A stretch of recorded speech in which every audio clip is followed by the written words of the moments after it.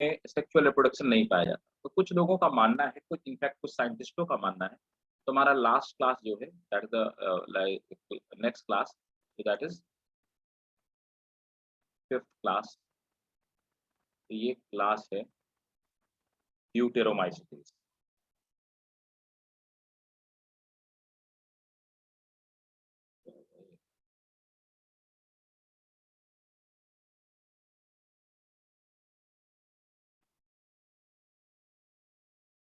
ड्यूटेरोमाइसीटीज़, ड्यूटेरोमाइसीटीज़ को हम लोग बोलते हैं फंजाई इम्परफेक्टाई, फंजाई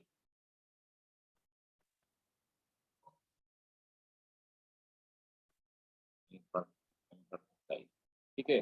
तो फंजाई इम्परफेक्टाइज़ को हम लोग बोलते हैं ड्यूटेरोमाइसीटीज़। अच्छा, इसके कुछ मेंबर हैं फंजाई इम्परफेक्टाई के। तो जैसे एक डिज़ीज़ होती है तो इसके एग्ज़ाम्पल्स क्या हैं? इसके एग्ज़ाम्पल हैं, एक डिज़ीज़ होती है रेड रॉट। तो देखो रेड रॉट आपको बताता हूँ होता क्या है, आप में से बहुत सारे लोगों ने गन्ना खाया होगा ना, शुगर केन। तो जब भी शुगर केन आप खाते हैं तो आप देखते हैं कई बारी क्या होता है कि शुगर केन आप खा रहे होते हो, उसका अंदर वाला जो जूसी पार्ट होता है, स्टेम का जो जूसी पार्ट होता है, पैरेन्काइमाटिस जूसी पार्ट, तो उसको लोग खाते हैं, मतलब इनफैक्ट उसको चबा करके उसको सक करते हैं। तो उसको जब भी स्क्वीज़ कर रहे होते हैं हम लोग तो देखते हैं कई बारी उस व्हाइट वाले पार्ट में ब्लड ब्लड सा रेड कलर का एकदम दिखाई देता है, डार्क रेड टाइप का। बहुत सारे लोगों को लगता है कि कोई इंसेक्ट होगा, कोई जिसका ब्लड होगा वगैरह-वगैरह। लेकिन ऐसा कुछ नहीं है, वो एक्चुअली रेड रॉट है, डिज़ीज़ है और वो जिस फंगस से हुई है, कोलेडोट्राइकम फल्केटम उसका नाम है और रेड रॉट डिज़ीज़ कॉज़ करने के लिए वो रिस्पॉन्सिबल है। वो ड्यूटेरोमाइसीटीज़ का मेंबर है ना? तो पूछा जाता है रेड रॉट किससे होती है? तो रेड रॉट जिस डिज़ीज़ जिससे होती है, उस फंगस का नाम है कोलेटोट्राइकम फल्केटम।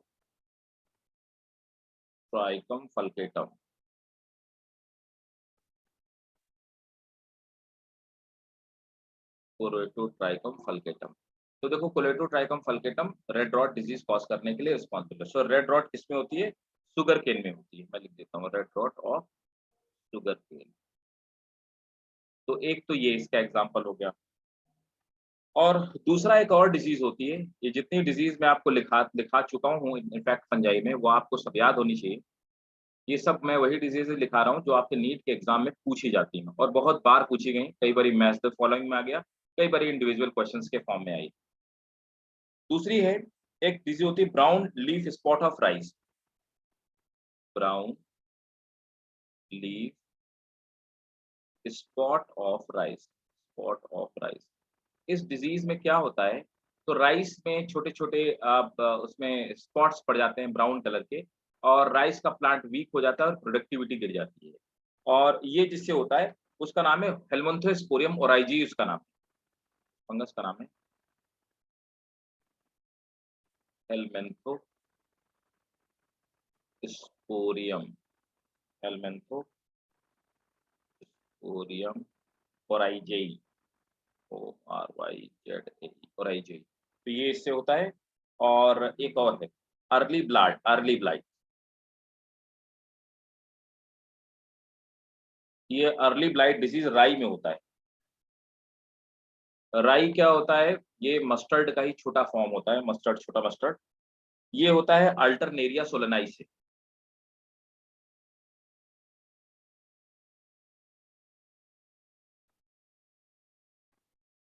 अल्टरनेरिया सोलेनाई, ठीक है? तो अर्ली ब्लाइट हो गया, एक और है टिक डिज़ीज़। सर अर्ली ब्राइड ये भी राइस में होता है? हाँ, हाँ, ये राई में होता है। ये अर्ली ब्लाइट जो डिज़ीज़ होता है, राई के प्लांट में होता है। ये राइस में होता है। ये शुगर केन में डिज़ीज़ है ना? एक है टिक डिज़ीज़, बहुत ज़्यादा पूछे जाने वाली डिज़ीज़, बहुत कॉमन है, मतलब अब इसके पूछे जाने के चांस इतनी ज़्यादा पूछी गई कि अ, इसके पूछे जाने के चांसेस बहुत कम। ये होता है सर्कोस्पोरा से। अ, सर्कोस्पोरा एक फंगस है, उससे होता है, ठीक है? ये चारों डिज़ीज़ याद रखिएगा, बहुत ज़्यादा पूछी गई डिज़ीज़ेज़ हैं।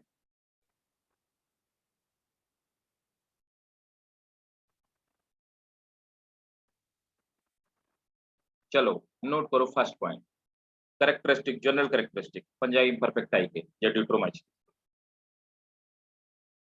अब देखो पहली बात क्या है, मैंने आपको कहा कि कुछ साइंटिस्टों का मानना है कि ये जो फंगस है दे आर मेनली एस्कोमाइसीटीज फंगस, और एस्कोमाइसीटीज के वो फंगस है जिनमें सेक्सुअल रिप्रोडक्शन नहीं पाया जाता। क्योंकि ऐसा क्यों कहा जाता है? इसलिए क्योंकि इनके कैरेक्टरिस्टिक एस्कोमाइसीटीज से काफी मिलते हैं। और इसके अलावा कुछ साइंटिस्टों का ये कहना है कि एस्कोमाइसीटीज और बाकी अलग अलग क्लासेस, जो बाकी की 4 क्लासेस हमने पढ़ी, एस्को, बेसिडियो, जाइगो, ड्यूटरो, है ना, फाइकोमाइसीटीज, उन सब के वो फंगस जिनमें सेक्सुअल रिप्रोडक्शन नहीं पाया गया या अभी तक उनमें से डिस्कवर नहीं हुआ है, उनको सबको एक साथ आर्टिफिशियली, एक ही कैरेक्टरिस्टिक के बेसिस पे आर्टिफिशियली उनको एक ग्रुप में रख दिया गया है। इसीलिए ड्यूटरोमाइसीटीज को आर्टिफिशियल ग्रुप भी कहा जाता है। राइट, नोट करेंगे। It is called artificial class of fungi. It is called artificial class of fungi because it is called artificial class of fungi because it has been created because it has been created to include all those fungi because it has been created to include all those fungi in which sexual stage is in which sexual stage is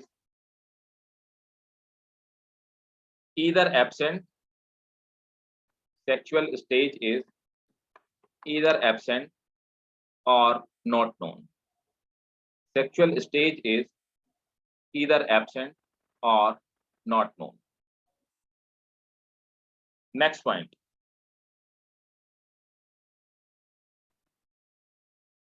Mycelium is usually septate. Mycelium is usually septate and cenocytic form and cenotastatic form are not known. Cenocytic form are not known. एक और बार repeat कर। नहीं पाए जाते हैं। Mycelium are septate and cenocytic form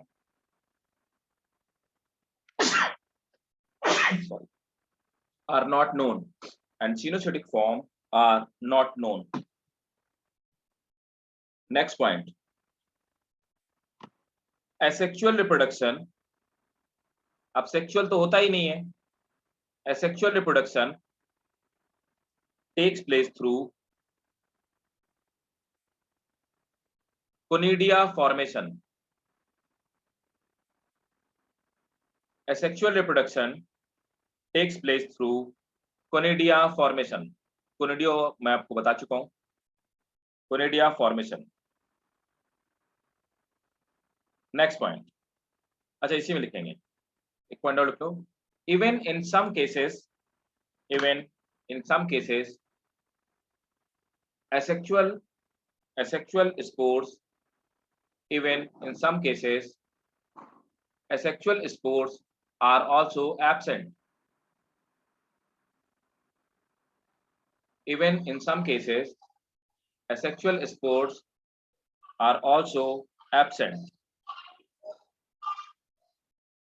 Next point. It is believed that most member of Deuteromycetes, it is believed that most member of Deuteromycetes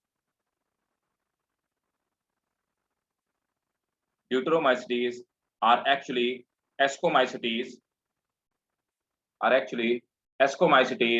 in which sexual reproduction is either absent,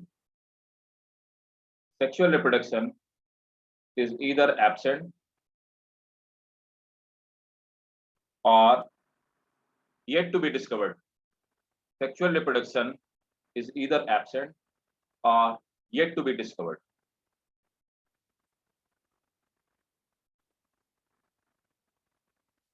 ठीक है, तो ये था हमारा fungi. Sir डिप्लोमाइसिटी It is believed that most of members of Deuteromycetes are actually Ascomycetes, जो मैं अभी आपको थोड़ी देर पहले बता रहा था. Most of the member of Deuteromycetes are actually Ascomycetes, in which sexual reproduction is either absent or yet to be discovered.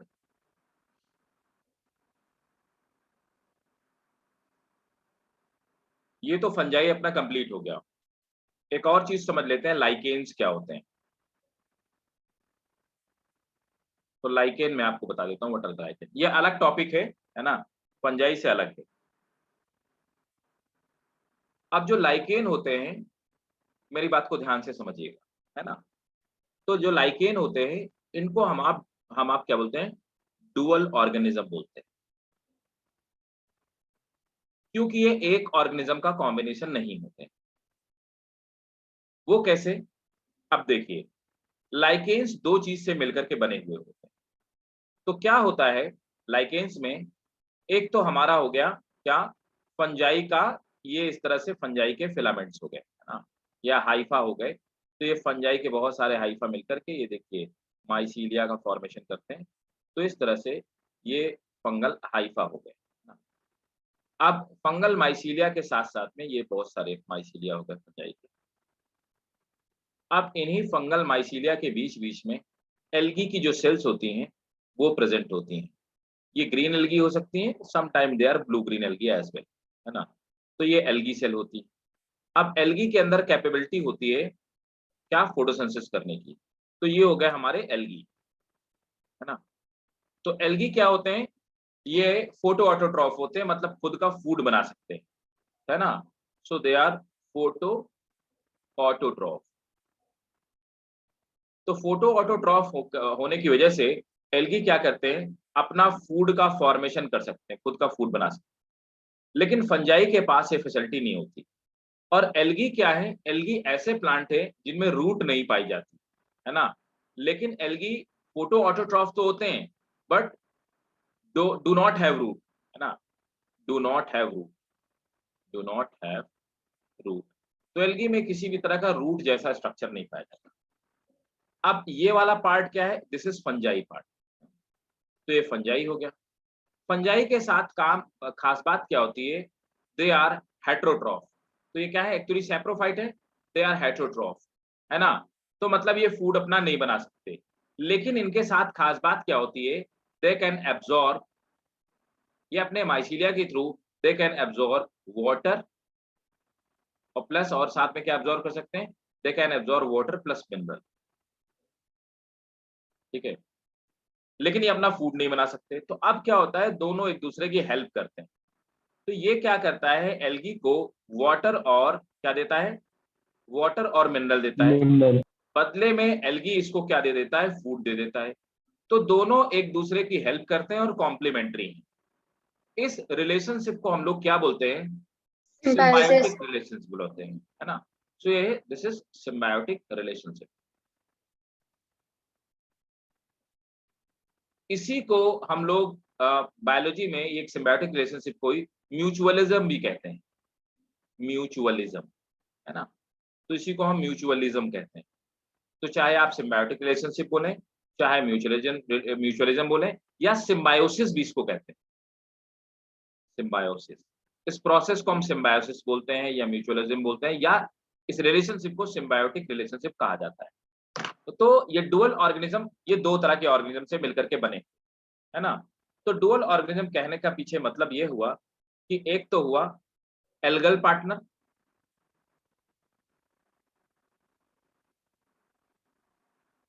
और दूसरा हुआ फंगल पार्टनर.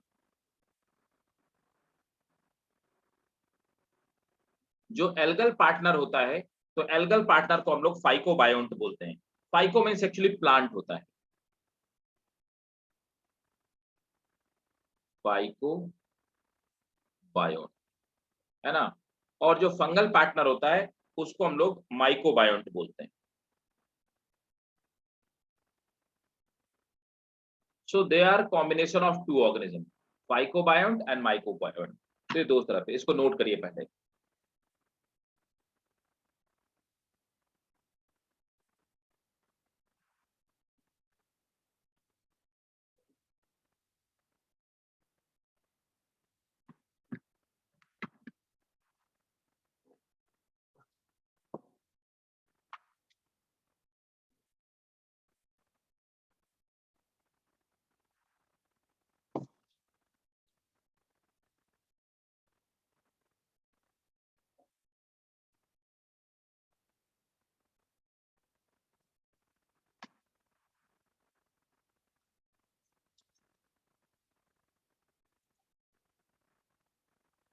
नोट करके मुझे बताइएगा।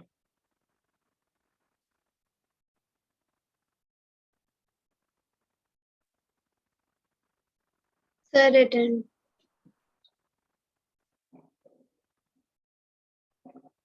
चलो नोट करो। Lichens are dual organism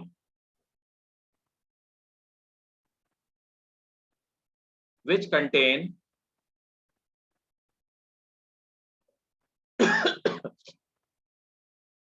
permanent association of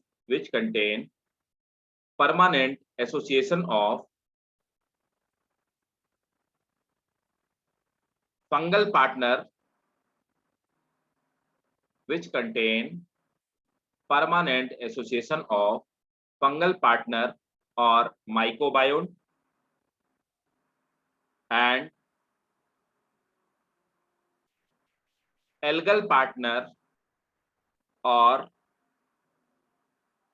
phycobiome.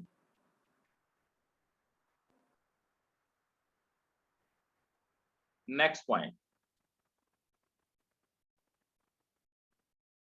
They generally grow in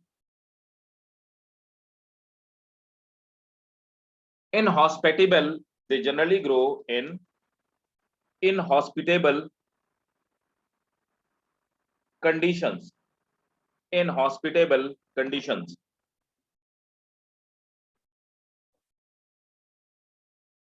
Like bare rocks,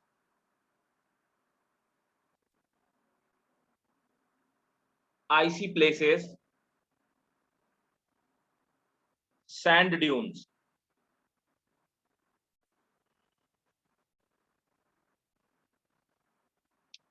Reproduction takes place.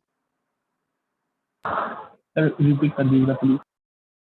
They are generally found in inhospitable condition like sand dunes, bare rock, and ice. Next point. Reproduction generally takes place through. Excuse me sir. हाँ जी, sir bark of trees में भी तो होता है ये। हाँ, trees की बार्क में भी कुछ लाइकेन ग्रो कर जाते हैं माउंटेनियस एरिया में, बिल्कुल सही बात है। सर तो फिर वो सिर्फ माउंटेनियस एरिया के ट्रीज में होंगे। वो देखो ना, ट्री की बार्क में वहीं पे ग्रो होते हैं जहाँ पे माउंटेनियस एरिया वगैरह में, है ना। आपको माउंटेन में 3500 फीट के हाइट के ऊपर ही लाइकेन मिलेगा, उससे नीचे नहीं मिलेगा। 3500। तो उनको कोल्ड टेम्परेचर भी चाहिए इसलिए। कोल्ड टेम्परेचर में ही सर्वाइव कर पाते हैं, बहुत लो टेम्परेचर में इनकी डेथ हो जाती है। और पोल्यूशन को भी ये बियर नहीं कर पाते, है ना। इसीलिए इनको नेचुरल पोल्यूशन का इंडिकेटर भी कहा जाता है। तो नोट करो, reproduction takes place through mainly fragmentation.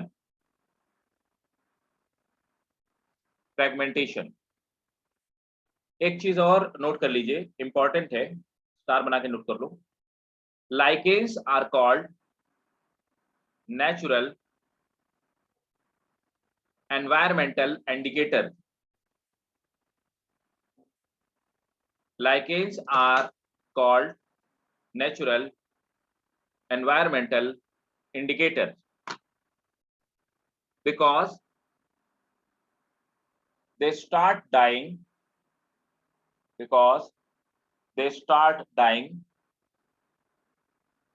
when concentration of sulfur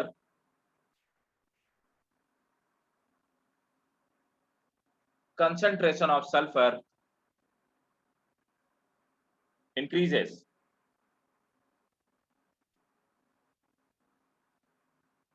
एक लाइकेन है, उस लाइकेन का नाम है क्लैडोनिया।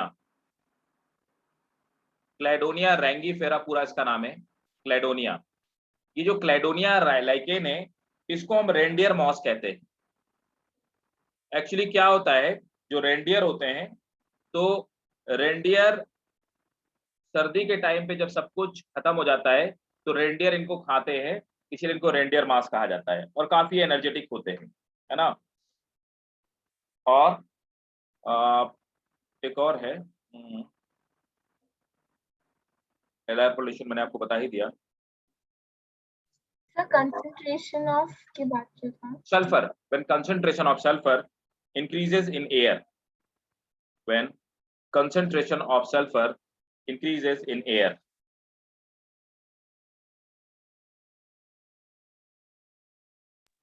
Sir, because they क्या भी क्या था? Because they start dying when concentration of sulfur increases in air। एक लाइकेन होता है यूस्निया।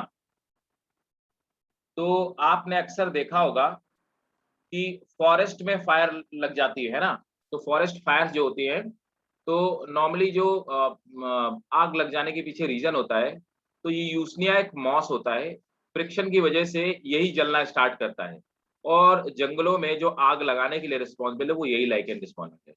इसीलिए इसको क्या बोलते हैं, फॉरेस्ट फायर लाइकेन कहते हैं। नोट करेंगे, usnea is a lichen, Usnea is a lichen which is responsible for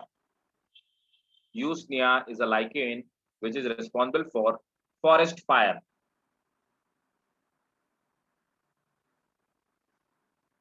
एक और चीज समझ लेते हैं, शायद एनसीईआरटी में नहीं है, माइकोराइजा।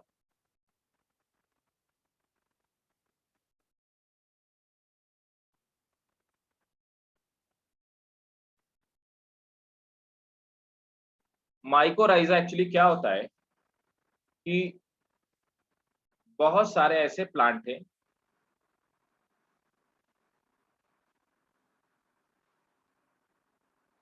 तो ये मेनली जो प्लांट हैं ये मेनली हैं जैसे जिम्नोस्पर्म, है ना, और कुछ इन्हीं में आ जाते हैं टेरिडोफाइट्स भी। तो मेनली जिम्नोस्पर्म की जो रूट होती हैं ये they are incapable in absorbing large amount of water and minerals.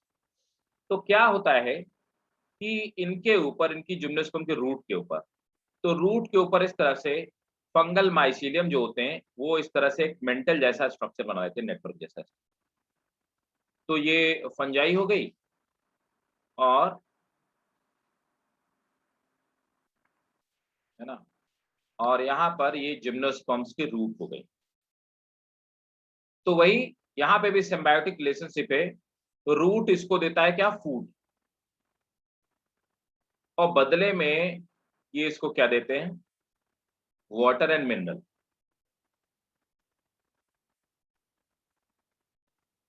और इस कॉम्बिनेशन को हम लोग क्या बोलते हैं, माइकोराइजा कहते हैं। नोट कर लो, mycorrhiza.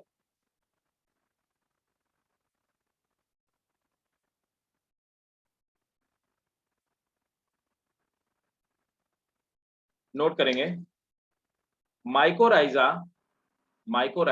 Is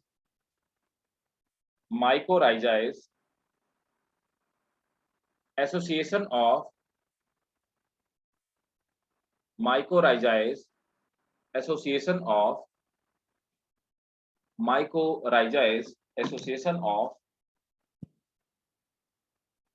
fungi and roots of higher plant.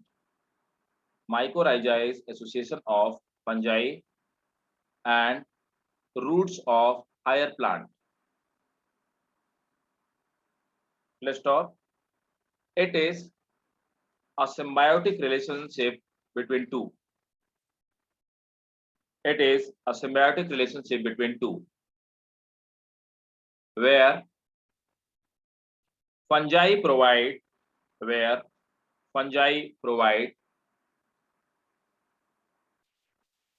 water and mineral to roots of fungi provide water and minerals to roots of higher plant, and in return it gets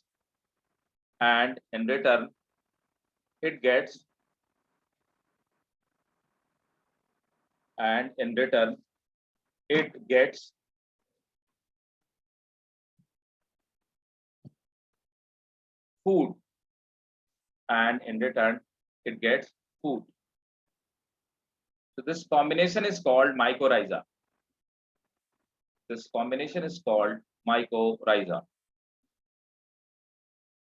अब देखिए भाई, ये तो क्या mycorrhiza. अब थोड़ा सा समझ लेते हैं। नेक्स्ट टॉपिक डालेंगे वायरसेस। तो थोड़ा सा वायरस समझ लेते हैं। हालांकि हम लोग ये डिस्कस कर चुके हैं क्लासिफिकेशन में कि वायरस का एक्चुअल स्टेटस क्या है ना। तो ये बातें तो हम लोग समझ चुके हैं। अब थोड़ा सा वायरस के स्ट्रक्चर के बारे में भी स्टडी कर लिया जाए, पढ़ लिया जाए कि वायरस क्या होते हैं, कैसे काम करते हैं। देखो, तो ये बात तो हम लोग क्लियरली समझ चुके हैं और डिस्कस भी कर चुके हैं कि वायरसेस जो होते हैं, सो वायरस ना ही लिविंग है और ना ही नॉन लिविंग। और वायरस क्या है? लिविंग और नॉन लिविंग के बीच की कनेक्टिंग लिंक। तो ये जो वायरस है, ये bacteriophage virus, bacteriophages. Bacterio word का मीनिंग होता है बैक्टीरिया, और फेजेस मींस ईटिंग, बैक्टीरिया को खा जाने वाले। तो वैसे तो आपको पता है कि वायरस इतना बड़ा नहीं होता है कि वो बैक्टीरिया को खा सके। रीजन क्या है? वायरस का साइज छोटा होता है और बैक्टीरिया का साइज 1000 गुना उससे बड़ा होता अप्रोक्सीमेट।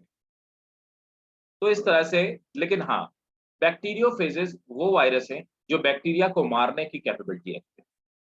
ये बैक्टीरिया के अंदर जाते हैं, मल्टीप्लाई करते हैं और बैक्टीरिया की सेल को फाड़ देते हैं, रप्चर कर देते हैं, जिसे हम सेल लाइसिस कहते हैं, और बहुत सारे वायरस बाहर निकल आते हैं। तो इस तरह से ये बैक्टीरिया को किल कर देते हैं। अब आप देखिए, या इसके 3 पार्ट होते हैं मेनली। यहाँ पर ये वाला जो पार्ट, इसको हेड कहते हैं, ये वाले पार्ट को नेक कहते हैं, पीछे वाला पार्ट है। चलिए, इसके साथ में ये जो ऊपर हेड वाला पार्ट है, ये प्रोटीन से मिलके बना होता है, जिसको हम कैप्सिड प्रोटीन कहते हैं। ठीक है, तो यहाँ पर अभी मेरे पास कुछ लिखने की फैसिलिटी नहीं है ना, पीपीटी में लिखने की, तो मैं आपको अलग से लिखवा देता हूँ, आप इसका स्क्रीनशॉट ले लो। तो और इसके अंदर देखो, यहाँ पे जो रेड रेड भरा है, ये डीएनए भी हो सकता है, आरएनए भी हो सकता है, कोई भी जेनेटिक मटेरियल हो सकता है। और ये वाली पार्ट नेक हो गई, ये टेल हो गई, है ना। और पीछे वाला जो है, ये दे टेंटिकल इसके ऊपर। तो एक बैक्टीरियोफेज वायरस का स्ट्रक्चर है। आप इसका स्क्रीनशॉट लीजिए, फिर मैं आगे आपको बताता हूँ वायरस कैसे होते हैं क्या।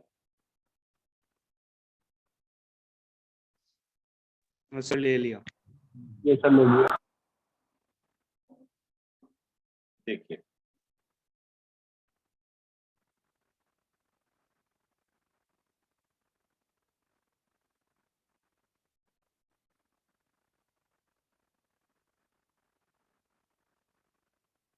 आप देखो वायरसेस में,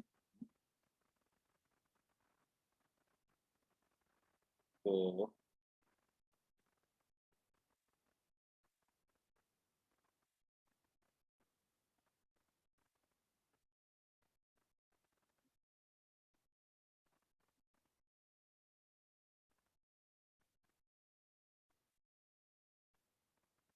हमने पढ़ा कि ये वायरस का हेड है।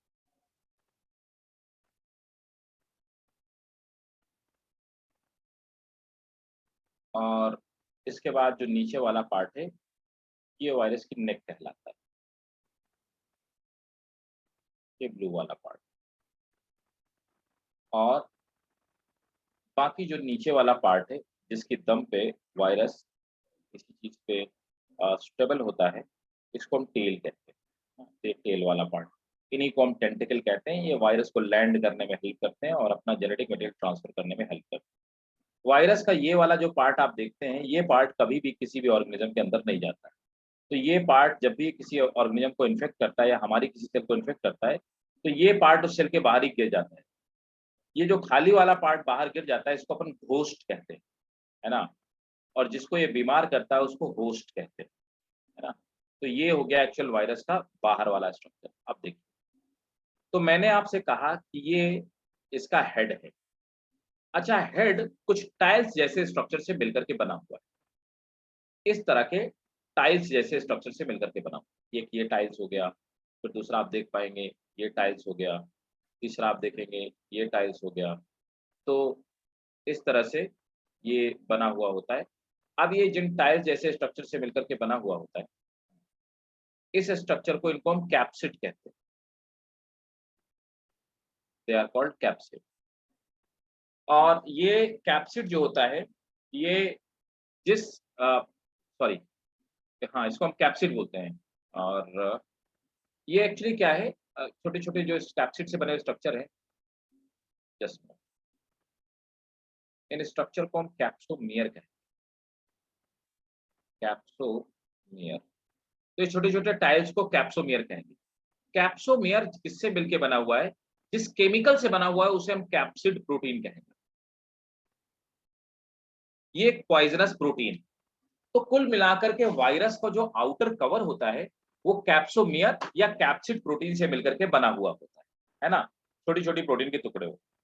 अब अगर इसके अंदर की तरफ झांक के देखा जाए, इसके अंदर ये 3D स्ट्रक्चर में दिखा रहा हूं आपको, इसके अंदर इस तरह से ये जो स्ट्रक्चर मौजूद है, this structure is actually genetic material. तो ये वायरस का जेनेटिक मटेरियल है। अब किसी वायरस में जेनेटिक मटेरियल क्या हो सकता है, जेनेटिक मटेरियल। तो किसी भी वायरस में जेनेटिक मटेरियल क्या हो सकता है, या तो बहुत ध्यान से मेरी बात को समझिएगा, या तो ये डीएनए होगा और या आरएनए हो सकता है। किसी भी वायरस के अंदर डीएनए और आरएनए एक साथ नहीं हो सकते। या तो वायरस के अंदर डीएनए होगा और या वायरस के अंदर आरएनए होगा। एक और खास बात जो वायरस को हमसे आपसे अलग करती है, वो खास बात क्या है कि वायरस का जो डीएनए होता है, तो हमारे आपके अंदर आपने बचपन में पढ़ा होगा, 10th क्लास 12th में भी पढ़ा होगा, डीएनए डबल स्ट्रैंडेड होता है। वायरस के अंदर डीएनए डबल स्ट्रैंडेड हो सकता है जैसा हमारे आपके अंदर होता है, या फिर वायरस के अंदर डीएनए सिंगल स्ट्रैंडेड भी भाई साहब हो सकता है। हमारे आपके अंदर कभी भी सिंगल स्ट्रैंडेड डीएनए नहीं पाया जाता, लेकिन वायरस के अंदर डीएनए डबल स्ट्रैंडेड और सिंगल स्ट्रैंडेड दोनों ही हो सकता है। वैसे ही रेगुलरली हमारे आपके अंदर जो आरएनए पाया जाता है वो सिंगल स्ट्रैंडेड आरएनए, तो वायरस के अंदर भी सिंगल स्ट्रैंडेड आरएनए हो सकता है, लेकिन वायरस के अंदर डबल स्ट्रैंडेड आरएनए भी हो सकता है जो कि हमारे आपके अंदर कभी नहीं पाया जाता।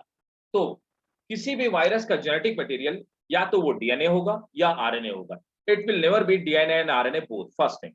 Second thing, a virus may have double stranded or single stranded DNA.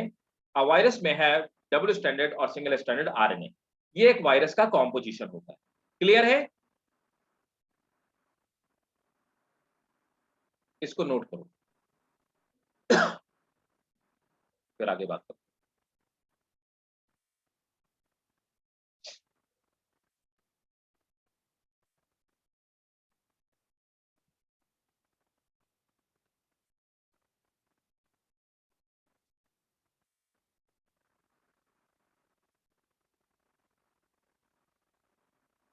Sir एक वायरस में आरएनए है, बट क्या ऐसा हो सकता है उसमें डबल स्टैंडर्ड और सिंगल स्टैंडर्ड आरएनए दोनों है? बिल्कुल एक ही होगा। इन चारों में से कोई एक चीज हो सकती है बस। ऐसा तो हो सकता है कि वायरस में सिर्फ डीएनए आरएनए हो, प्रोटीन ना हो। ऐसा भी हो सकता है कि वायरस सिर्फ प्रोटीन का बना हो, डीएनए आरएनए ना पाया जाए।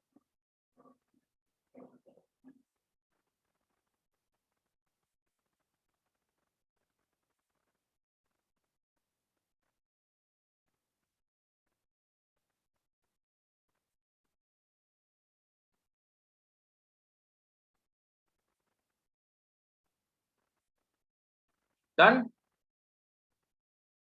Yes sir. ठीक है, राइट। अब देखिए, नोट करिए,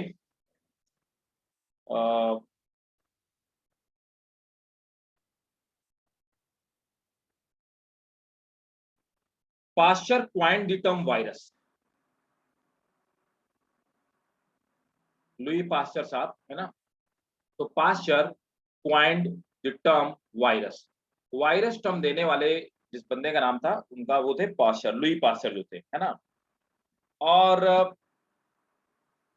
वायरस खोजा किसने था? एक रशियन साइंटिस्ट थे, इवानोवस्की। नोट करेंगे, a Russian scientist named Ivanovsky discovered virus in 1892.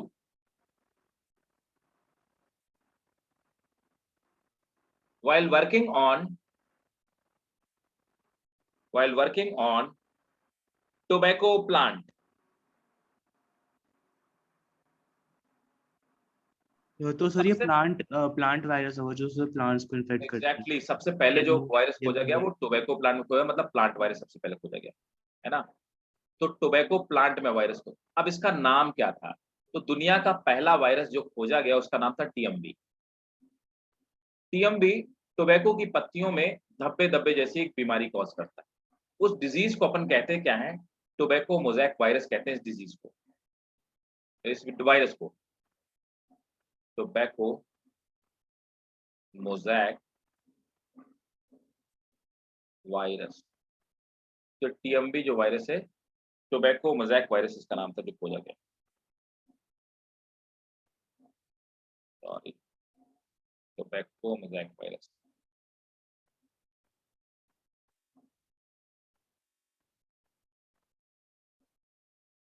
Tobacco mosaic virus, ठीक है। टीएमबी इसको हम लोग कहते हैं टोबैको मोज़ैक वायरस। एक क्वेश्चन और है कि एक स्टेटमेंट पूछा था, मैं स्टेटमेंट पहले लिख देता हूँ। ये नीट में कई बार पूछा गया क्वेश्चन, आप पुराने पेपर देखिएगा, आपको कई बार एक क्वेश्चन दिखाई देगा। एक स्टेटमेंट है,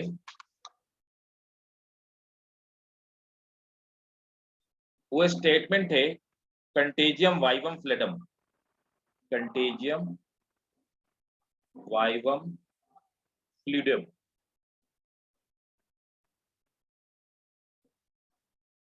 ऐसा फ्लूइड जो कंटेजियस हो, है ना? तो कंटेजियम वाइवम फ्लूइडम, ये एक स्टेटमेंट किसने कहा था? वायरस को कहा गया था कंटेजियम वाइवम फ्लूइडम। बहुत बार एक क्वेश्चन पूछा गया।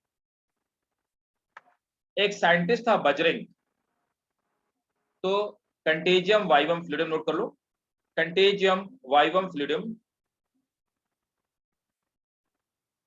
means living infectious fluid.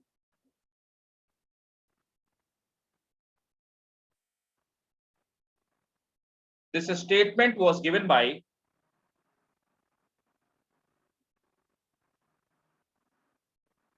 Bejering, Bejerinck,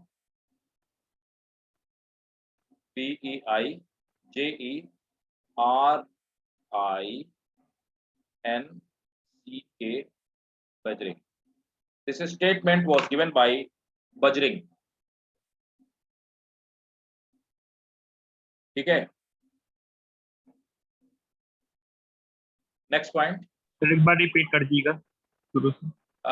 contagium vivum fluidum, that is living infectious fluid, ये इसका मीनिंग हो गया, मतलब that is living infectious fluid. This statement was given by Bajring.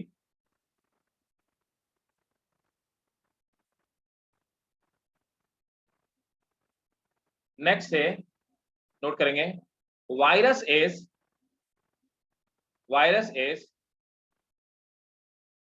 a nucleoprotein entity. Virus is a nucleoprotein. Virus is a nucleoprotein entity which is called connecting link, which is called connecting link between living and non-living, which is called connecting link between living and non-living.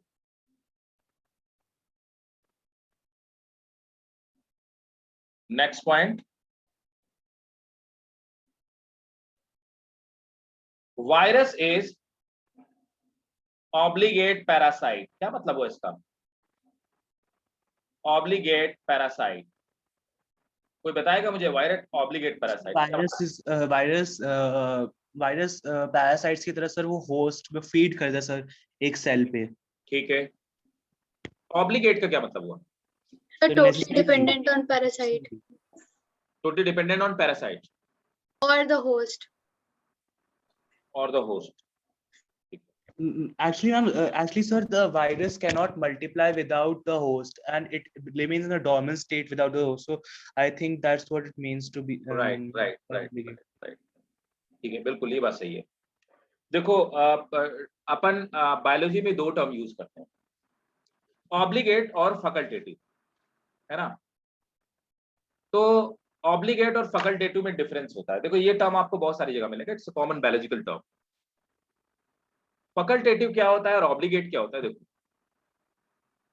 अगर मैं ये कहूं कि मैं strictly vegetarian हूं, अगर मैं खाऊंगा तो वेज खाऊंगा, अगर नहीं मिलेगा तो नहीं खाऊंगा, किसी कंडीशन में नहीं खाऊंगा, ठीक है, कुछ भी हो जाए, ठीक है, चाहे मुझे मतलब भूख की वजह से मेरी जान चली जाए, लेकिन नहीं खाऊंगा, तो आप कह सकते हैं कि मैं कौन हूं? ऑब्लिगेट वेजिटेटिव, ठीक है, ये ऑब्लिगेट वेजिटेरियन, है ना।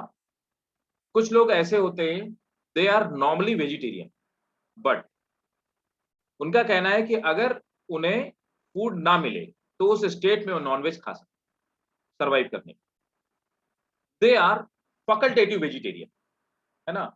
तो फैकल्टेटिव वो लोग होते हैं जिनके पास ऑप्शन और होते हैं, मतलब कि उनकी लाइफ एक्सक्लूसिवली किसी एक चीज पे डिपेंडेंट नहीं होती। यहां ये ऑब्लिगेट पैरासाइट वो होते हैं जो अपने होस्ट के बिना सर्वाइव नहीं कर सकते, ठीक है। फैकल्टेटिव पैरासाइट वो होंगे जो होस्ट के साथ भी सर्वाइव करेंगे और होस्ट ना रहे तो भी सर्वाइव करेंगे। मैं बताता हूं एग्जांपल के साथ। So, sir, lichens are what kind of parasite? Lichens are not parasite, actually symbiotic relation, वो relation, parasitism is a relationship and symbiosis is a relationship.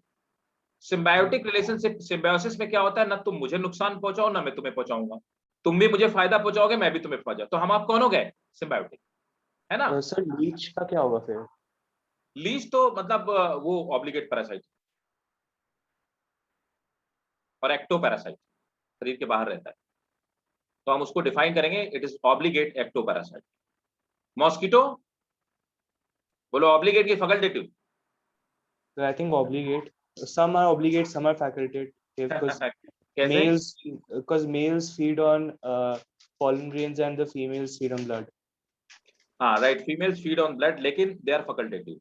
अगर ब्लड पीना वो बंद कर ले तो वो मरेंगे नहीं, दे विल नॉट डाई, क्योंकि वो ब्लड से न्यूट्रिशन नहीं लेते, वो ब्लड से अपनी रिप्रोडक्टिव साइकिल को चलाते हैं, ठीक है। फीमेल जो होते हैं तो उनमें रिप्रोडक्शन उनका डिसफंक्शन हो जाएगा, but they will not die, ठीक है, तो वो फैकल्टेटिव होंगे, right.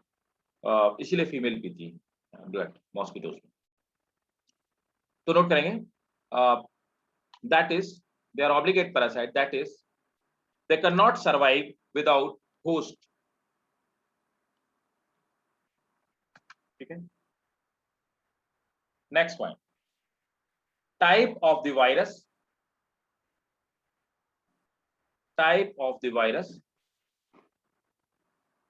on the basis of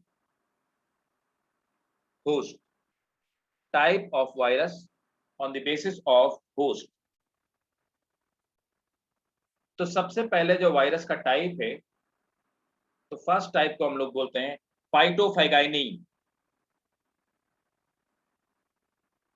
PHYTO, फाइटोफैगाइनी, PHAGINEAE। फाइटोफैगाइनी का मतलब क्या होता है? Those virus which are found on plant. तो प्लांट वायरस जिनमें होस्ट, जिनका प्लांट होस्ट होगा, तो plant host which are found on plant, तो जिनमें प्लांट होस्ट हो उनको क्या बोलेंगे?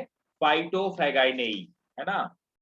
दूसरे वायरस होते हैं, उन्हें हम लोग बोलते हैं ज़ूफैगाइनेई, दे आर ज़ूफैगाइनेई, PHAGINEAE,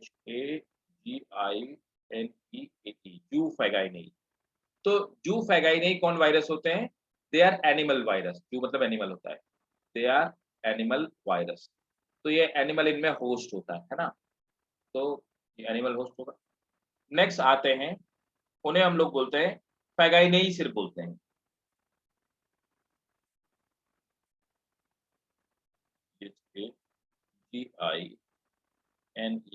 फैगाइनेई। तो फैगाइनेई किसमें पाए जाते हैं? They are found in lower organism, है ना। जैसे कि लोअर ऑर्गेनिज्म मतलब जैसे बैक्टीरिया हो गया, है ना, like bacteria, blue green algae हो गया, इनके ऊपर जो वायरस हो, ठीक है, इनको हम लोग फैगाइनेई बोलेंगे। तो मेनली हमने इनको 3 कैटेगरी में डिवाइड किया, फाइटोफैगाइनेई, ज़ूफैगाइनेई, फैगाइनेई, किसके? होस्ट के बेसिस पे, ठीक है। So बैक्टीरिया sir, किस में आता है? हाँ sir, जी, एक doubt. कौन पूछ रहा है? कुछ कोई पूछ रहा है। एक्सक्यूज मी सर, हाँ जी, बताइए। सर बैक्टीरियोफेज किस में आता है? बिल्कुल इसमें आएगा, फैगाइनेई में आएगा। Okay sir. ये बैक्टीरिया लिखा हुआ है, तो बैक्टीरियोफेज जो बैक्टीरिया पे अटैक करेंगे, ब्लू ग्रीन एल्गी पे जो अटैक करेंगे, सब इसी में। हाँ सर कोई ऐसा वायरस, हम किसी वायरस को इन तीनों कैटेगरीज में क्लासिफाई कर सकते हैं, या फिर वायरस स्पेसिफिकली तीनों में क्लासिफाई होता है? ऐसा कोई वायरस है जो तीनों में आता है? नहीं नहीं नहीं नहीं, एक्चुअली क्या होता है ना कि देखो बेराज, जो वायरस का एक्चुअली काम करने का जो तरीका होता है ना, वो होस्ट की मेटाबॉलिज्म पे डिपेंड करता है ना। इसीलिए देखो बैक्टीरियोफेज वायरस बैक्टीरिया को तो नुकसान पहुंचाता है, लेकिन हमको आपको नुकसान नहीं पहुंचा सकता, है ना। प्लांट वाला जो वायरस होता है वो प्लांट पे तो बीमारी कर सकता है, लेकिन अगर उस प्लांट को अपन खा ले तो कोई बीमारी नहीं होने वाली, क्योंकि वायरस का जो फंक्शनलिटी होती है वो होस्ट के मेटाबॉलिज्म पे डिपेंड करती है। और आपको पता है बैक्टीरिया की, हमारी और प्लांट की, तीनों की मेटाबॉलिज्म अलग अलग, ये रीजन होता है। तो वो हमारी बॉडी में जा तो सकता है, लेकिन हमको आपको नुकसान नहीं पहुंचा सकता, मल्टीप्लाई नहीं कर सकता हमारे आपके ऊपर, अगर वो प्लांट या बैक्टीरियल वायरस। ऐसे हमारा वायरस उनको भी नुकसान नहीं पहुंचा सकता, ठीक है। तो ये हो गया टाइप्स ऑफ वायरस हो सकता है animal. Sir, animal virus infect कर सकता है? नहीं कर सकता ना, क्योंकि हमारी, आपकी और प्लांट की सबकी मेटाबॉलिज्म अलग अलग, हमारे एंजाइम्स उनके अलग हैं, उनके एंजाइम्स अलग हैं, इसलिए वहां पे मल्टीप्लाई नहीं कर सकता वो virus. Sir animal virus human being को इन्फेक्ट कर सकता है? हाँ बिल्कुल, मतलब human, we are also animal ना, तो एनिमल वायरस ह्यूमन बीइंग को इम्पैक्ट करता है। देखो वायरस की खोजी ऐसे, जो वैक्सीन बनाई गई, तो वैक्सीन किस बेसिस पे बनाई गई, यस सर। है ना। तो वैक्सीन देखो ना, जो काउ पॉक्स वाला वायरस था वो ह्यूमन को भी इम्पैक्ट डाल रहा था, ह्यूमन के अंदर एंटीबॉडीज बना रहा था, है ना। तो इसलिए एनिमल के वायरस हमको कर सकते हैं, लेकिन हमको बहुत माइल्ड लेवल पे बीमार कर सकते हैं, या हमें थोड़ा बड़ा नुकसान पहुंचा सकते हैं, क्योंकि ह्यूमंस का जो इम्यून सिस्टम है वो बहुत जबरदस्त इम्यून सिस्टम है, बहुत ही स्ट्रॉन्ग इम्यून सिस्टम है। इसलिए हमारे आपके अंदर अप्रोक्सीमेटली 70,000 टाइप के एंटीबॉडीज बन सकती हैं। तो हमारे आपके अंदर बाकी एनिमल्स के जो वायरस होते हैं वो हमको आपको नुकसान तो पहुंचा सकते हैं, हमको आपको बीमार तो कर सकते हैं, लेकिन मार नहीं सकते, रेयर। तो देखिए अब आते हैं, हाँ,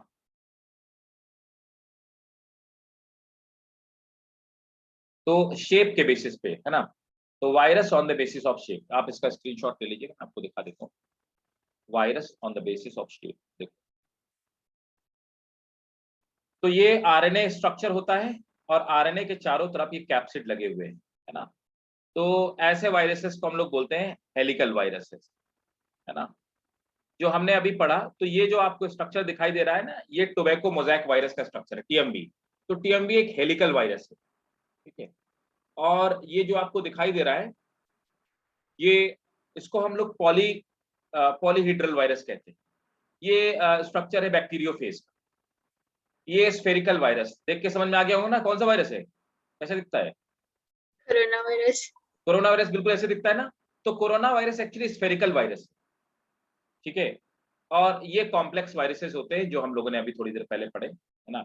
जो हम लोगों ने, ये T2 फेज वायरस है जो इसमें पाया जाता है, इसमें ये भी एक So sir, I have a question, sir. Sir, does it depend that कि जो shape होगा उसके हिसाब से उसका DNA या फिर RNA होगा? फिर सर इसमें एक है जो पहला वाला है सर, उसमें RNA है, then जो पॉलीगन है उसमें DNA, then ना spherical में RNA। ऐसा नहीं कि इसमें आरएनए ही होगा, मतलब इसमें डीएनए भी हो सकता है, क्योंकि इसी तरह का एक वायरस दिखता है, वो है क्या बोलते हैं, ये रेबीज का वायरस भी ऐसे ही होता है ना। तो डीएनए भी हो सकता है, आरएनए कुछ भी हो सकता है, मतलब शेप के बेसिस पे ये डिफाइन नहीं कर सकते इसमें डीएनए ही पाया जाएगा या इसमें आरएनए ही पाया जाएगा, इसमें, है ना। Okay sir। देखो जैसे एचआईवी है ना, एचआईवी डबल स्टैंडर्ड आरएनए से बना हुआ है। कोरोना किससे बना हुआ है? सर RNA से बना हुआ है सर, पता नहीं कौन से। सिंगल स्टैंडर्ड आरएनए, 2 आरएनए इसमें, सॉरी एक आरएनए, सिंगल स्टैंडर्ड एक आरएनए। और एचआईवी में double standard 2 RNA. Excuse me, sir. हाँ जी। सर मुझे सिंगल स्टैंडर्ड और डबल स्टैंडर्ड में डिफरेंस। अच्छा ओके, चलो मैं बता देता हूँ, तो इसका स्क्रीनशॉट लो फिर बताता हूँ।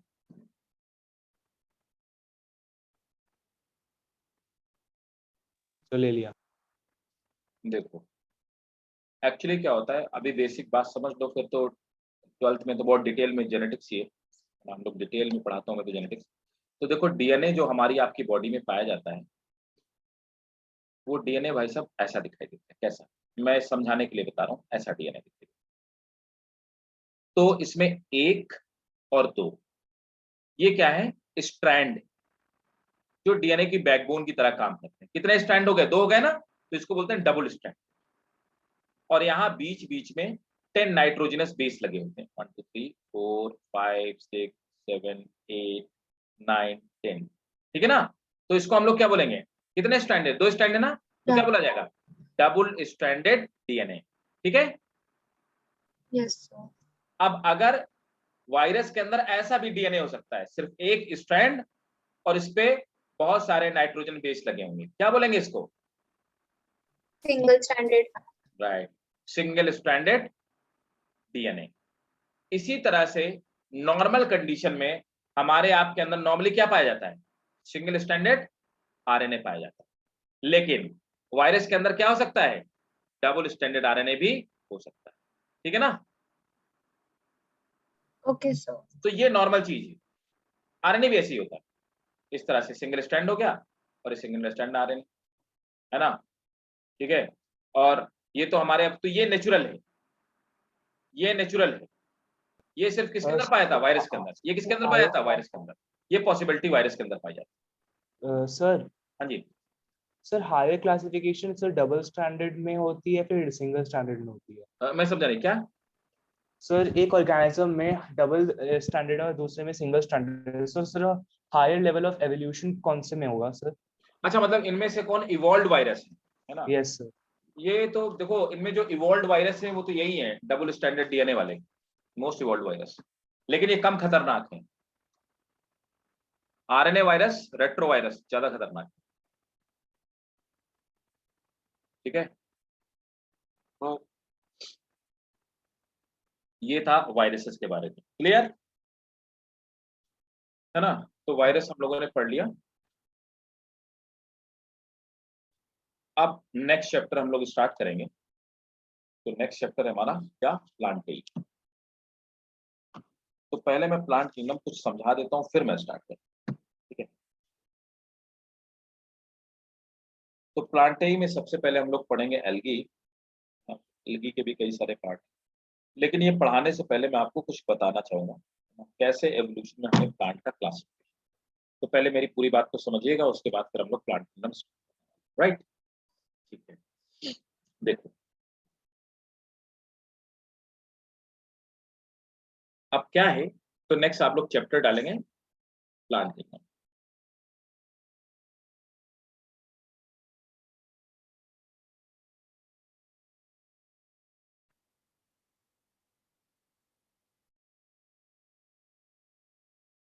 इसको प्लांट तो हमने वायराइड्स एंड प्रायंस नहीं किए, वायराइड्स एंड क्या क्या हमने वायराइड्स एंड प्रायंस नहीं किए। तो बहुत सारा बता दिया इसमें, तो बहुत थोड़ा सा दिया हुआ था अलग, क्या क्या दिया हुआ है एनसीईआरटी में। So viruses are the like even रुको, minute than रुको, अरे रुको, मैं कुछ और बता ही देता हूँ, क्योंकि वैसे पढ़ने के लिए बहुत है, मैं आपको उतना ही पढ़ा रहा हूँ जितना आपके सिलेबस में। बहुत सारे लोग कंप्लेन करने लगते हैं सर बहुत ज्यादा पढ़ा देते हैं, तो आजकल मैं थोड़ा सा उतना ही पढ़ाता हूँ जितने रिक्वायर्ड है। देखिए वायरस के बहुत सारे classes, number of the classes, है ना? तो हमारे लिए जितना रिक्वायर्ड है उतना ही हम लोग पढ़ते हैं। तो देखो नॉर्मली क्या होता है, एवोल्यूशन के बेसिस पे अगर देखें तो जैसे अब जेनेटिकल मटेरियल के बेसिस पे क्लास, तो ऐसे वायरसेस, यू वायरस मतलब न्यू वायरस, अभी किसी ने मेरे से पूछा इनमें सबसे ज्यादा इवॉल्व कौन सा, तो ऐसे वायरस जिनमें डीएनए, जेनेटिक मटेरियल क्या है, जिनमें जेनेटिक मटेरियल डीएनए है और प्लस प्रोटीन पाई जाती है, ऐसे वायरस को हम लोग क्या बोलते हैं, यू वायरस। दूसरे वो वायरस, दूसरे होते हैं रेट्रो वायरस, ऐसे वायरस जिनमें जेनेटिक मटेरियल आरएनए है और प्लस उनके चारों तरफ प्रोटीन की कवरिंग है, उनको क्या बोलते हैं, रेट्रो वायरस। ठीक है, अब दूसरा क्या होता है, दूसरे तीसरे तीसरे होते हैं वायरॉइड्स। तो वायरॉइड क्या होते हैं, वायरॉइड ऐसे होते हैं जिनमें प्रोटीन कोट नहीं पाया जाता, so they are made up of naked either DNA और आरएनए। तो किसी नेकेड डीएनए या आरएनए का पार्ट जिसमें कि प्रोटीन का कवर नहीं है, उनको अपन वायरॉइड्स बोलते हैं। ठीक है, चौथे नंबर पर आते हैं प्रियॉन्स, है ना? तो प्रियॉन्स क्या होते हैं, प्रियॉन्स वो होते हैं जिनमें कि सिर्फ प्रोटीन पाया जाता है, प्रायॉन्स। तो प्रायॉन्स मेनली होते हैं जिनमें सिर्फ और सिर्फ प्रोटीन का कवर पाया जाता है, ओनली प्रोटीन। मतलब कि इनमें किसी भी तरह का कोई जेनेटिक मटेरियल नहीं होता, लेकिन इनमें डिवाइड करने की कैपेबिलिटी पाई जाती है। एग्जाम्पल के तौर पे पार्किंसन डिजीज जानते हो? Yes sir. क्या होती है? और एक डिजीज होती है अल्जाइमर। अल्जाइमर जानते हो? Sir Yes, sir. अल्जाइमर में मेमोरी लॉस होती है और पार्किंसंस में सर आई थिंक क्या होता है। Right, very good. पार्किंसन में देखा होगा ये बुढ़ापे में कोई होती है। Genetic disorder? नहीं, जेनेटिक डिसऑर्डर नहीं, ये वायरल अटैक होता है। आपने देखा होगा कुछ बूढ़े लोग होते हैं, काफी बुजुर्ग लोग होते हैं, उनके हाथ पैर ऐसे ऐसे कांपते रहते हैं, ऐसे ऐसे करके हाथ पैर कांपते रहते हैं, है ना? तो वो कभी भी कुछ भी लिए होंगे ना, तो उनके हाथ पैर ऐसे कांपते रहते हैं, तो that is the shaking of limbs. तो ये डिजीज क्या करता है, लिम्स के जो न्यूरॉन्स होते हैं उनको डिजनरेट करना स्टार्ट कर देता है। इसमें मेमोरी लॉस होती है, लेकिन बहुत बहुत ही मतलब फीएबल मेमोरी लॉस होती है। तो बंदे को ऐसे होगा जैसे कोई चीज रखी है तो उससे आप पूछोगे कहाँ रखा, तो भूल जाएगा, और थोड़ी बार बहुत देर बाद उसको यार रिकॉल करेगा, या हो सकता ना भी रिकॉल हो। तो ये ओल्ड एज पीपल में होती है, इसको हम लोग पार्किंसन कहते हैं। That is degeneration of virus degenerate limbs neuron. Alzheimer तय है कि आदमी की मौत होगी। रोनाल्ड रीगन साहब का नाम सुना है? एक बार और बता दीजिए। पार्किंसन डिजीज में नोट कर लो, degeneration of neurons of limb, degeneration of neurons of limbs takes place. Degeneration of neurons of limbs takes place. Next, Alzheimer में क्या होता है, इट कॉजेज मेमोरी लॉस, क्योंकि ये भी न्यूरॉन को डिजनरेट करता है, Sir, because of the virus. Because of virus, obviously because of virus, because of prions in fact. तो दूसरा होता है हमारा ये पार्किंसन।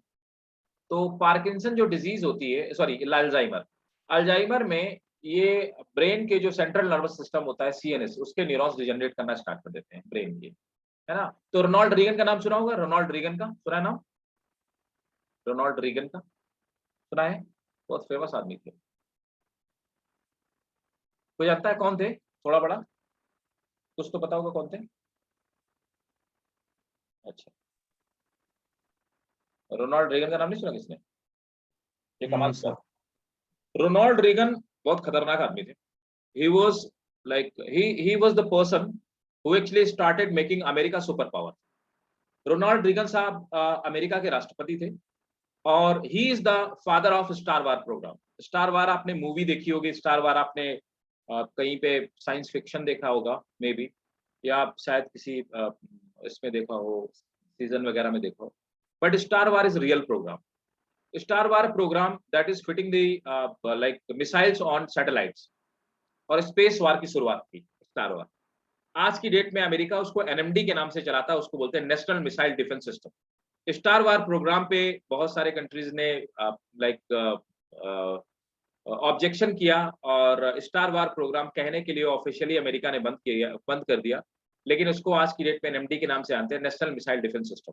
रोनाल्ड रीगन साहब चाहते थे कि अमेरिका सैटेलाइट्स पे मिसाइल फिट करे, और जिससे कि किसी वर्ल्ड के किसी भी पार्ट पे अगर वार करना पड़े तो अमेरिका को पीछे ना हटना पड़े। So he is a father of star war program. लेकिन आखिरी में क्या हुआ, उन्होंने ये स्टार वार प्रोग्राम स्टार्ट किया, रोनाल्ड रीगन साहब को पार्किंसन अल्जाइमर हो गया। अल्जाइमर होने के बाद वो जितने प्रोग्राम थे सब भूल गए, ठीक है, और he died because of this one, Alzheimer. तो ऐसे कई सारे फेमस लोगों की डेथ अल्जाइमर से होगी। तो ये था हमारा classification of virus on the basis of the genetical, right. और एक और डिजीज लिख लो, एक होती है फुट एंड माउथ डिजीज।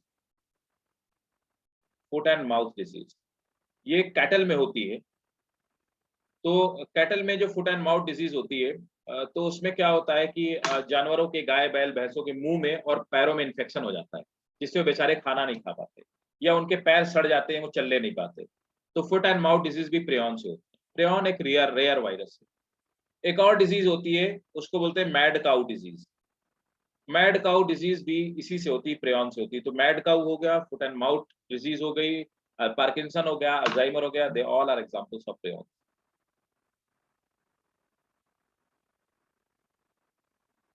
ठीक है, तो हम लोग कहाँ पे थे, हाँ। तो अब हम लोग स्टार्ट करने वाले थे प्लांट किंगडम। तो चलो पहले मैं प्लांट किंगडम स्टार्ट कर रहा हूँ, आपको समझाऊं कि what are the plant kingdom.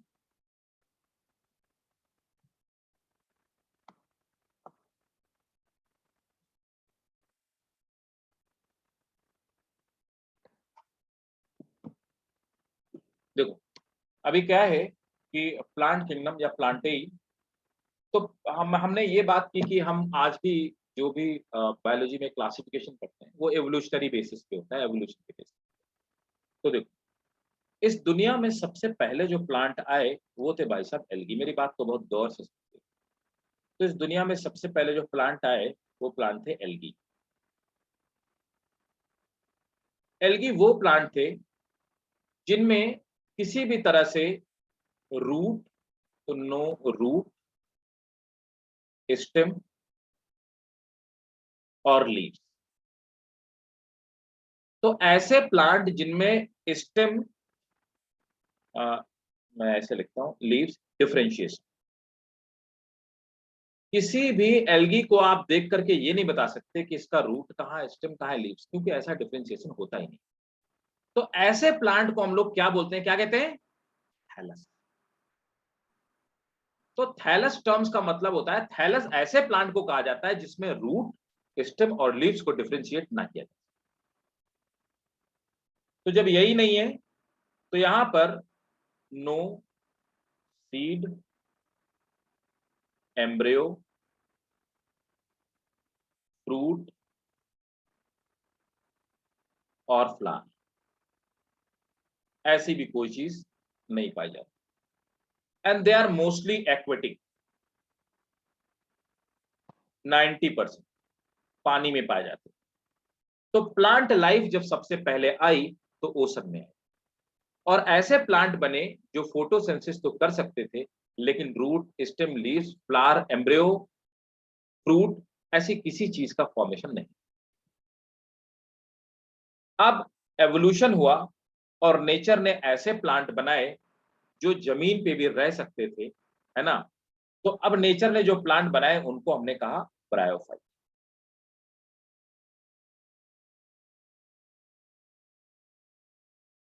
Bryophyta में वो प्लांट आते हैं, इनमें रूट तो नहीं पाई जाती थी, रूट लाइक स्ट्रक्चर,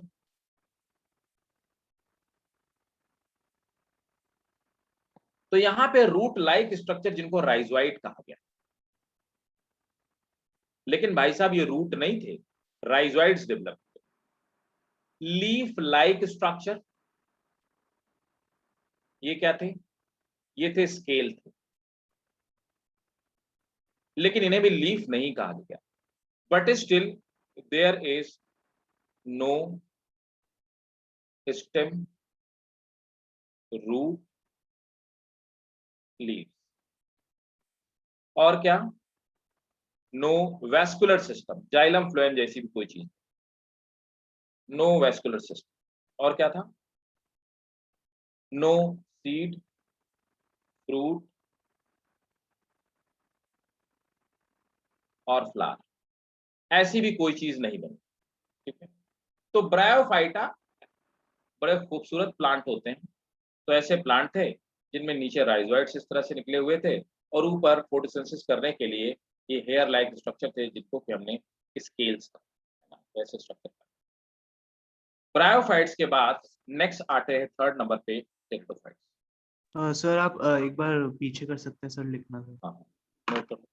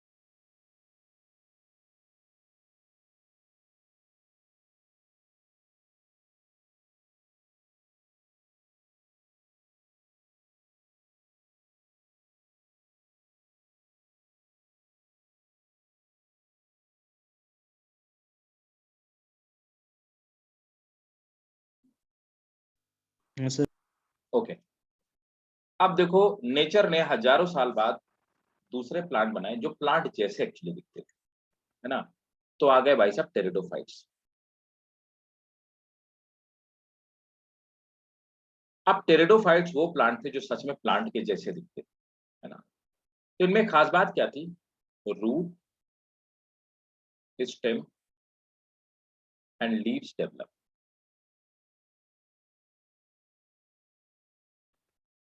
तो यहाँ पे अब ये प्लांट जैसे दिखने लगे, स्टेम, रूट्स और लीफ डेवलप। और क्या खास बात आई? दूसरी खास बात, water conducting tissue,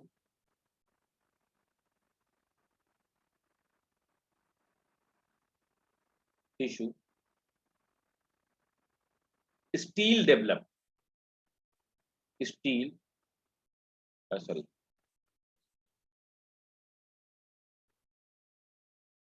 stele develop. अब ये जो स्टील डेवलप हुई, ये क्या है? This is actually a poor vascular system.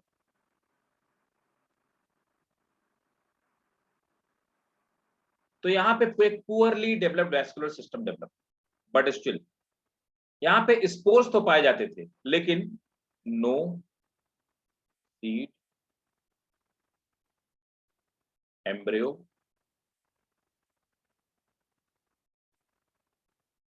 Fruit और फ्लावर। ठीक है, तो ये टेरिडोफाइट थे हमारे। टेरिडोफाइट के बाद आते हैं, फिर हजारों साल के बाद आए जिम्नोस्पर्म। आप देखो धीरे धीरे एडवांस कैरेक्टरिस्टिक डेवलप होते जा रहे हैं। जिम्नोस्पर्म की खास बात क्या थी?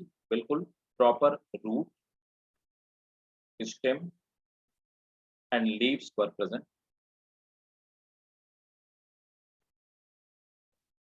Water conducting vascular system present, proper vascular system develop हो गया, है ना। और खास बात क्या थी? Seed develop,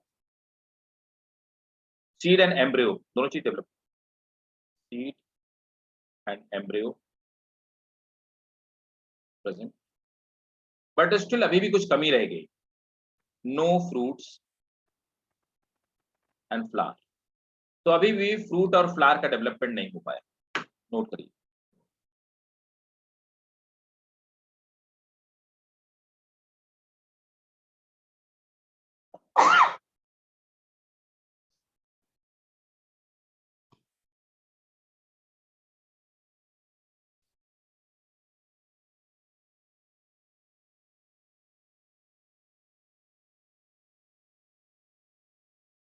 Excuse me, sir.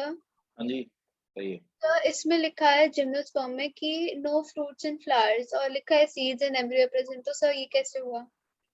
Gymnosperm का मतलब ही होता है नेकेड सीड, सीड के बाहर कोई भी कवरिंग नहीं पाई जाती। ठीक है, खजूर देखा है? Yes, sir. नहीं सीड सर, होता है, उस क्या है, डेट देखो ना, खजूर नहीं देखे? डेट्स, सर खजूर, खाए हैं, हाँ खाए हैं। हाँ। तो उसके ऊपर क्या है, उसके ऊपर जो कवरिंग होती है वो सीड का इंटेग्यूमेंट होता है ना। सीड का इंटेग्यूमेंट है, सीड के ऊपर कोई कवर नहीं पाया जाता है। तो यहाँ पे फ्रूट जैसी कोई चीज नहीं पाई जाती। तो फ्रूट बनता है ओवरी से, तो फ्रूट जैसे, और फ्लावर्स तो होते ही नहीं है। साइकस हो गया, पाइनस हो गया, सब में कहीं पे भी फ्रूट और फ्लावर थे। नोट कर लिया सबने? No sir.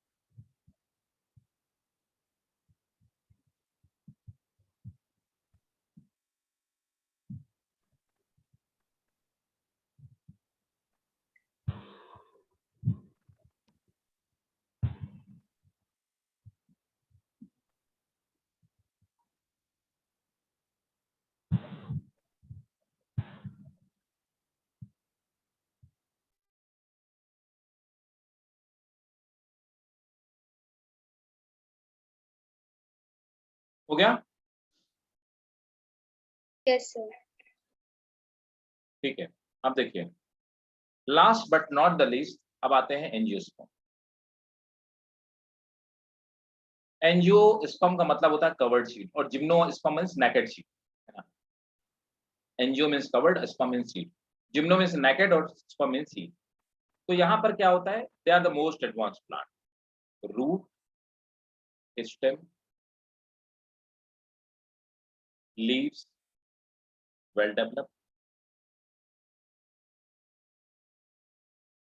Next, most developed